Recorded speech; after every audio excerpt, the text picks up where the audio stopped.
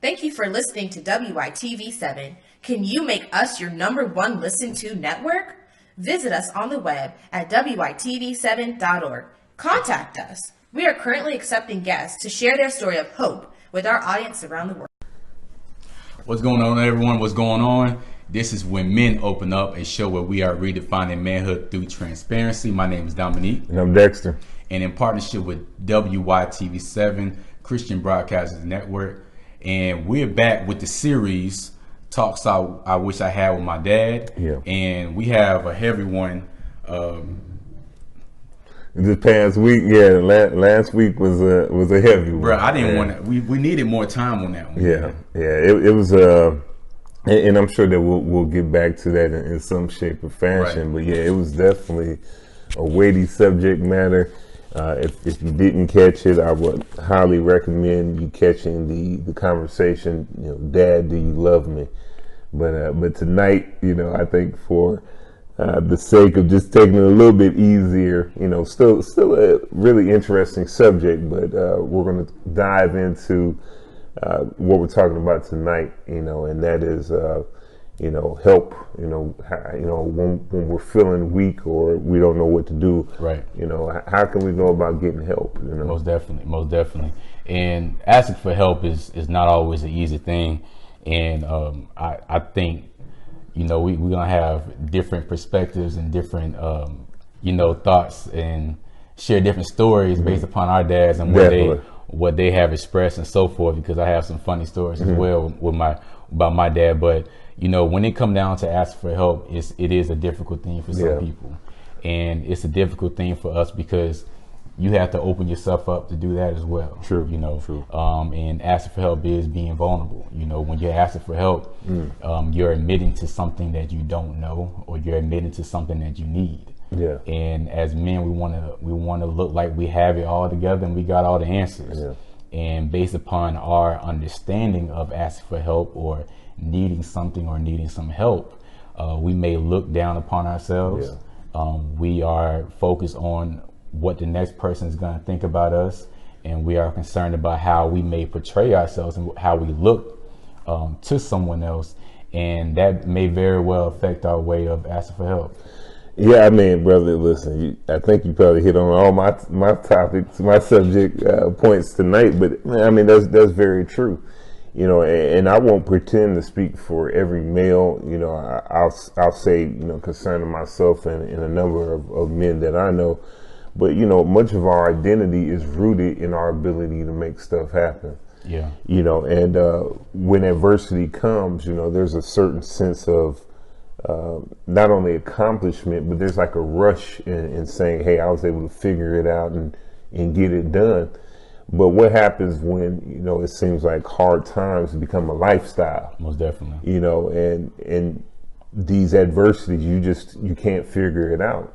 But within your mind, you believe that the true measure of a man is your ability to do it for yourself. Yeah. And I think a lot of times the struggle is, as you stated, the struggle is, how do I admit that I need help? When within myself, to admit that I need help is I almost feel as though I failed, and I'm failing living up to what I believe the standard of manhood is. And so, that's a real issue that I won't say that every man deals with, but a number of men deal with. And I'm excited about hearing your take tonight, because I have, from outside looking in, I believe a number of millennials actually do a better job than a lot of older generations as far as being able to ask for help. A lot of millennial males that I know, I mean, they do well with it, but a lot of, brothers, I would say 40 and up, really struggle with reaching out and asking for help. Most definitely. And when it comes down to asking for help, I will put that in the category of self-care. Yeah. We just can't do everything on our own, and you will really stress yourself out. You will disappoint yourself. You will fail, not asking for help. You will come up short in so many different ways, and that can affect you in so many different ways, and especially how we deal with failure as well. True. Because there are some things that we do need some help, and if we don't get that help with someone, we we may have a higher chance of actually failing in whatever area that is. And that can affect us in so many different ways. You know, when it comes down to leadership, I think one of the key things about leadership is knowing how to identify a need. Yeah, you know what exactly. I'm saying? And understanding why you need it. You know, my dad, he was very good at identifying what he needed. And with him, we didn't really have much talks about it, but that brother asked for help and he did not hesitate. It would be times where it really aggravated me because it was a lot of things he just didn't feel like doing, and he knew that about himself. And he said, you know what, I'm gonna find somebody who's gonna do it for me. Yeah. And it was literally no shame in his game. And sometimes it was kind of almost embarrassing. I used to just think to myself, Dad, you do it. Yeah. You know what I'm saying? But what I mean, growing up, it was aggravating. But when I got to a certain point in my life and that maturity, I had to understand that even though sometimes he probably overdid it, he displayed something that was very valuable that a lot of people don't express. And number one, he knew how to identify what he needed done. That's good. Yeah. He knew how to identify what he needed done, and he didn't have any shame. It was just, I need this done. I don't feel like doing it. And I know how to identify someone else who knows how to get the job done. And he did it. And when it came down to a job, he used to be embarrassing. He would talk to everyone up in that place until he got the job that he wanted. And he really got the answers that he really needed. And it really dawned on me, because it might sound very simple to some people, but there's a lot of things that we walk into a lot of places, man, and we always have something that we need. True. Think about that. Everyone always has something that they need or need someone to provide for them. But we walk into so many different places and we don't have that mindset that someone in there may just very well have what you need, may know someone else that can provide what you need. But that brother always walked in a room and just said, someone got what I need, and he voiced it. See, that's interesting, because I think my father was on the actual opposite side of the spectrum. You know, and I'll be honest, I'm just really coming to the place where, just like your father, you know, I'm looking for the people who can make it happen, as opposed to me feeling like I have to do it. But listen, my dad was my father. I thought his name was Clark Kent, because he was about to turn into Superman at any given moment. And what I mean is, he literally did it all, you know. And I won't say to his detriment. I just think that that's how he was raised, and that's what he was led to believe, that it was necessary for him to do everything. But I saw that transfer in me, that in order for it to be done right, I had to do it. And that's not the right attitude to have, because one, it's not true. You know, what ended up happening within myself is that I was spending a lot of unnecessary energy doing things that I wasn't good at. Yeah. And so the finished product it was adequate at best, but it wasn't always the best product on the other side. Most definitely. And what ended up happening is that I would be not as effective in doing the thing that I was really good at, because I was exhausting too much time and energy in the things that I could have been incorporating somebody else in. And so, because I never really saw my father ask for help, I always assumed that, you know, it's not necessary for me to ask for help. I'll just figure it out. That became my mantra, my attitude. I'll just figure it out. But the reality is that while you might figure it out to a degree, man, there was people running circles around me, you know, as far as those things that I was just figuring out. And so, you know, like I said, over the course of these last few years, I've really been identifying and making a note that, you know, it's good to have a team around you and trust that people can operate within the scope of their strengths. And one of the things I think in my father not asking for help, it just really set me up to believe that in order for a job to be done right, I had to do it on my own. And like I said, that's not always true. You know, there's a lot of people in this world who've been called to assist you in those areas. And they're waiting to assist you, but they don't know you need help if you're not saying anything. Most definitely. And, you know, even though I shared all that about my father, I think on the flip side, when it came down to emotional needs, I think that was something that he probably struggled with. Yeah. Because we don't quite understand emotionally what we need. And we may have an empty space in our heart or wherever the case may be, and we may not necessarily know how to identify that. True. I think emotionally he didn't quite understand what he really needed. And obviously as men, I don't think he really understood how to verbalize that as well. And whether it's just something that you just need to talk about, there was conversations even to this day where I have to go to him. It may be a question to him, but he doesn't know how to say, you know, I don't understand this, or let's dive deeper into this, or why do you think this? Why do you feel this? And I find myself going to him. I had to learn how to do that. I had to learn that, you know what, and it goes back to our previous conversations. It was switched. You know what I'm saying? The things that I really wanted him to really come to me and talk to me about, I had to really be that person. And to this day, I'm still identifying certain things like, hey, you know, we didn't have this talk when I was in middle school. We didn't have this talk when I was in high school. You know, what's the deal with this and da da da. So even though I watched him move and make things shape, you know what I'm saying, still with emotional needs and just saying, hey, you know, I just want to talk, and hey, you know, we just had a death in the family. Let's talk about this. Whatever the case may be, that was kind of hard for him to identify it. And not just to identify it, but to initiate as well. Now, I would definitely say that our fathers are very similar in that regard. You know, one of the things that I often ask is, you know, who do the strong turn to when they're hurt? You know, who do the strong trust with their stuff when they're going through it? And the reality is that oftentimes so many people depend on you that you don't know how to be vulnerable, you know, with your own stuff. And so what ends up happening is that you try to self-heal you try to do your own self-healing, your own, work out your own issues. And throughout the scope of time, throughout the course of times, what ends up happening is that everything just becomes very insulated. And it doesn't really get addressed. You know, you figure that, you know, time will just heal this.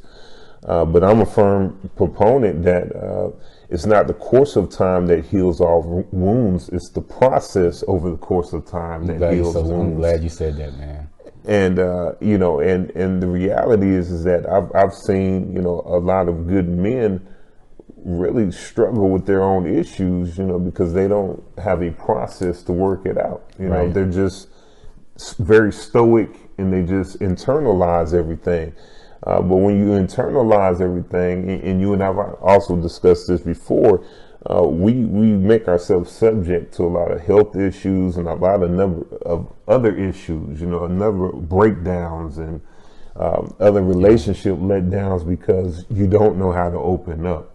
And so, you know, that's the significance of this conversation, that, you know, we have to start encouraging each other to have those conversations about, hey, look, whether it's with me or somebody else, you know, if you're going through something, you're going to have to find an outlet to in a healthy fashion, you know, get that weight off your shoulders. Most definitely. If you're enjoying the broadcast, please share the broadcast to anyone and invite people in. I think one of the things that I had to think about is, you know, when it come down to breakups between men and women, and you know, usually from my perspective, you know, it could be different from everyone else's, but you know, when women, you know, they usually can go to their girlfriends and or their sisters or whatever the case may be, and just talk about the breakup and everything. But with guys, man, we just on our own. And you know, they might be up all night, you know, and just consoling her and just hearing her and so forth and so forth. But with guys, is, you know, we Nah, we just think we just gonna get over it. Me, myself, and I. Me, myself, and I. And we are usually the ones that don't really handle the breakup quite well. And since we don't handle the breakup well, you know, we may start another relationship prematurely. Or we may do other things prematurely because we didn't really go through that process like you were stating. But on the flip side with that, I think we have to really turn the tables and ask ourselves, am I making myself available to my brother? You know, am I that person that you can really, that you can consider, you know, someone that you can trust to go to? You know, am I that person who will listen to you, you know, when you're down, or even if you're crying? You know what I'm saying? Am I going to say, suck it up? Am I going to say, you know what, man, just get over it? Or am I really going to really be there and just say, you know what, right now it ain't about me, or it's not just about me.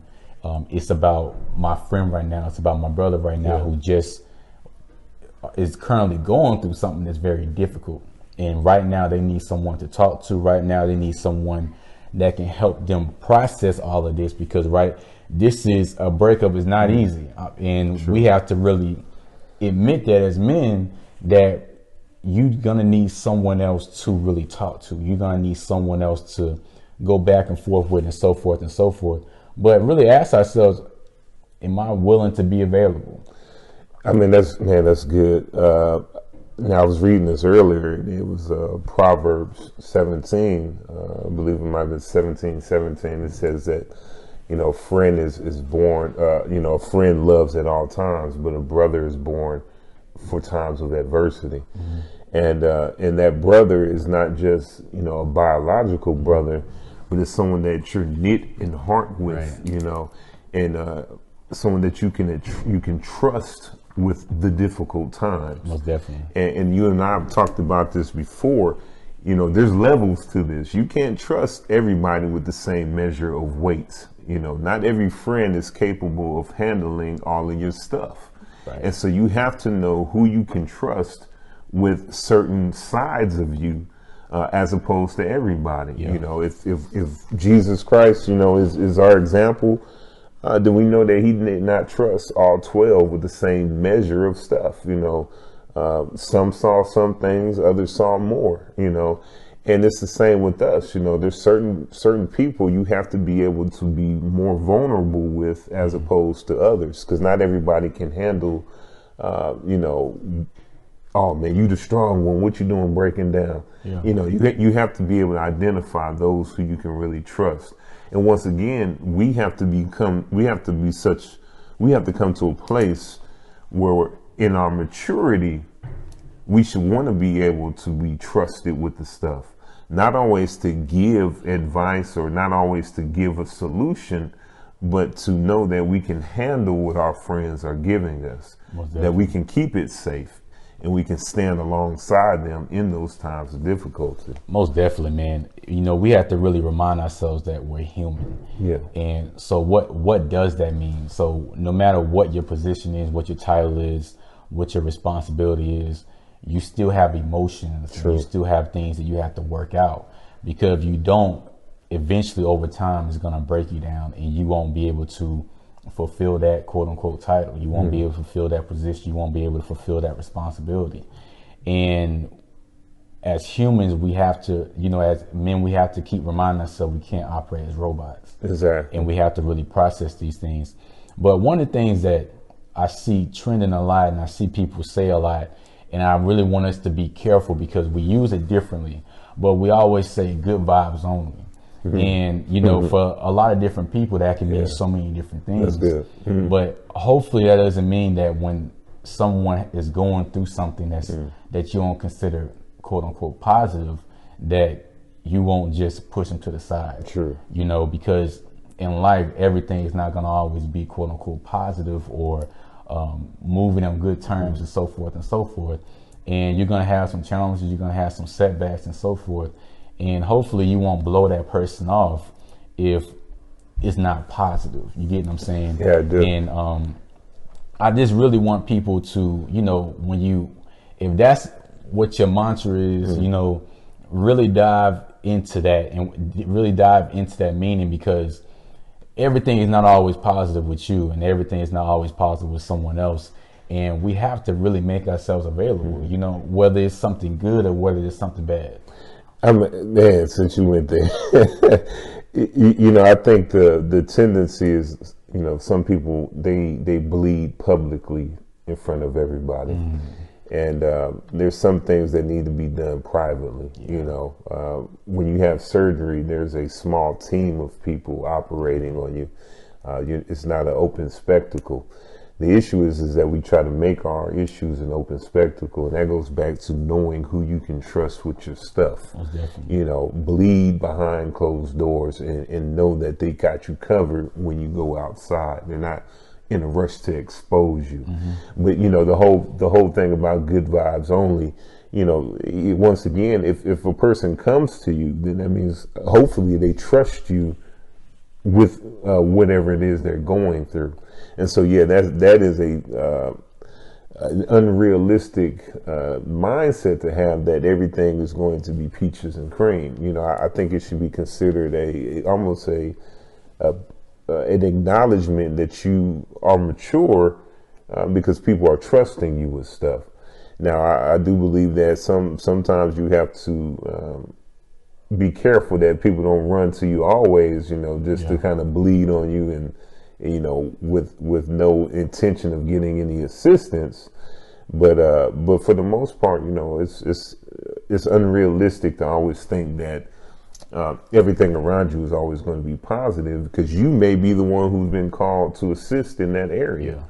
You know, but you know, these are one of the things that, you know, as a young man, you know, I probably just didn't have the wherewithal to ask these questions, you know, growing up with my dad, you know, just, hey man, how did you handle this stuff? You know, because there's a lot of things that, you know, I've gone through as a young adult into my adulthood, that I'm like, man, this is rough, you know, and you know, I never seen my dad deal with it, so you know, it almost led me to believe that he never went through adversity. But you know, I know life is not designed that way. Everybody goes through it. But you know, one of the things we have to get clear on is what tools are we using to navigate life's difficulties. Most definitely, man. And I think it's also important to have those discussions, because it lets us know that, you know what, you wasn't the only one who handled all this. Exactly. You get what I'm saying? And not just that you wasn't the only one, but okay, you called on this person. Okay, you chose to call on this person. Why did you choose to call on this person? There was plenty of times where my mother helped out my father. In many areas where I thought my father was the only one that was doing that.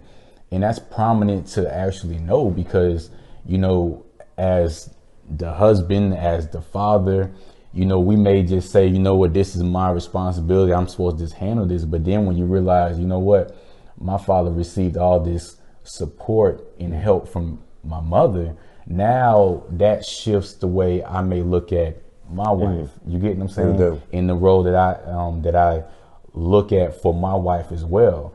And because we can be painting this false picture of how a marriage is really supposed to be, and it's almost as if, because I was growing up almost looking at it as one-sided instead of looking at it as, okay, this is actually a team effort. You get what I'm saying? This is really just a us thing, and it's so many responsibilities, so many things. Like, for example, how we just say, when we talk about men, we say men are the providers, but women provide as well. We say men are protectors, but women protect as well. And we want to place all these different things on one gender, but then when you have that conversation, man, it's like, wow, this is us. You know what I'm saying? It's no just two hands, it's four hands, it may be six hands, or whatever the case may be. And I think that's very, very important to really, because we're really showing this false picture that, man, he is the only one handling this. This is really on his shoulders, and now this is on their shoulders. I mean, man, because now you pulling the whole marriage thing in now. But man. You know, one of the things about marriage, and I believe a single person can relate to this as well, but the thing about God, when he looked at man, he said, you know, it's not good for man to be alone. And he wasn't initiating marriage at that point, but what he was saying is it's not good for man to be self-contained, you know, not having the ability to share his experience with others. Mm-hmm. And the interesting thing about woman, when he developed woman, she was first introduced as a helpmate. Right. And so we're really approaching life in a very naive fashion to think that we're supposed to do everything by ourselves, when God himself originated life to be a community effort. Right. That's exactly what it was.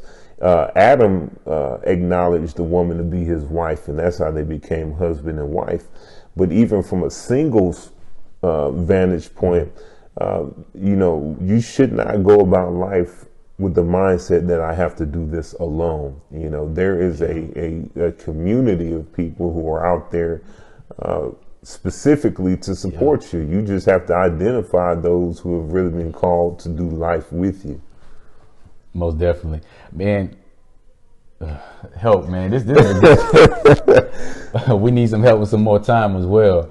But I've really challenged everyone to really, because we said this in another video, I challenge everybody to challenge your brothers to ask for help, and not just ask for help, but I challenge you to really look within yourself and really ask yourself, are you someone that can be trusted? You know, are you someone that someone can really go to and feel comfortable opening up to and being transparent with? You know, really, you know, remind your brothers that, you know, if you're going through X, Y, and Z, you know, I can help you. You know, you can call me. I remind my guys all the time, you know, you have to, don't just get in the habit of just text me. Yeah. You know, if it's something that needs to be discussed, call me, and don't feel like, you know, you're overbearing me, because I said the worst thing I could do is not pick up the phone. You know, so give me a phone call if you really need to speak with me. Give me a phone call if you're going through something, because we can't call each other brothers. Exactly. If you can't call me, we can't call each other brothers or friends if you can't even consult with me about a problem or an issue that you have. So that's unacceptable. So I really want us to really raise our standards, not just on how we view, you know, our brothers, but how we view ourselves as well. Man, Dominique, we gotta go, bro. but that's good, and it's so true, and we don't have any excuses, really. You know, I'm really just have a heart to see men see us win in these areas, you know, and let's put some weight on some of those friends that we have. Let's put some weight on the brothers, because you might be one phone call away from really taking your life to the next level. You know, it's a conversation that begs to be had. You know, there's been so many times where there were things I struggled with, answers that I needed, and I was just hoping that by osmosis I would have got the answer. But really, in a matter of a few minutes, on the tail end of a phone call, I got the answers that I had been looking for a very long time. Yeah. And so let's really start putting some effort into becoming better by really doing life with those people who are there to help us in those areas. Most definitely. And I want to add one more thing too. Because we do have this hard thing of opening up and being transparent, we have to have that understanding as well. So someone may hesitate to do that. With that being said, we need to be sensitive to the invitation. So what I mean by that is we can't hesitate to dive deeper. It may seem like a sensitive topic. It may seem like, you know, this may make someone upset, but if they're being open to bring it up to you, then there's a good chance they are more willing to go deeper with you or express more with you. So be sensitive to the invitation. Sometimes we just think to ourselves, you know what, this may be too soft, or this may be the wrong time, or and sometimes the time may not be appropriate, or this may bring up bad memories or whatever the case may be. The fact of the matter is we have to process this stuff. We have to talk about it because that's the way we're gonna process it and so forth. So be sensitive to the invitation. If someone brings us something sensitive, you know, ask them, you know, what do you mean by that? You know, let's talk more about that. You know, how did that affect you? You know, how did that impact you and so forth? But man, this is when men open up, a show where we are redefining manhood through transparency. If you have any feedback, let us know how, you know, if you was able to have that conversation with your father about help and how it affected you. If you have any feedback about this show, feel free to comment, inbox us, email us when men open up at gmail.com. And if you have any future events, let us know. You can easily inbox us when men open up at gmail.com, or you can inbox us and so forth. So my name is Dominique. And I'm Dexter, and please everybody wish Dominique a happy birthday. Happy birthday, brother. I appreciate you sacrificing your time on this day. And so once again, I'm Dexter, and this has been When Men Open Up, and thank you for joining us. Appreciate it, y'all. We out. Thank you.